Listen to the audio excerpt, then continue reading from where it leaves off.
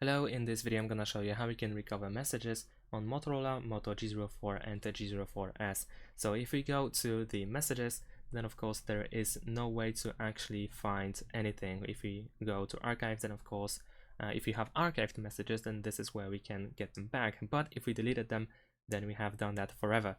But there is a way or a chance to actually get some messages back, and that is by doing the backup. Of course, as long as we have backups enabled. So we can open the settings, and then in the settings you want to scroll all the way down to go to system and then choose backup. Now over here you will find backup details, and as you can see I have some messages saved or backed up. So if I want to get them back, I can try to back them up over here. So I can press this backup now button in order to try to get them back. But this is the only way that might work. Other than that, there is no way to get messages that have been permanently deleted. Thanks for watching, leave a like and subscribe to my channel, and see you in my next videos. Bye!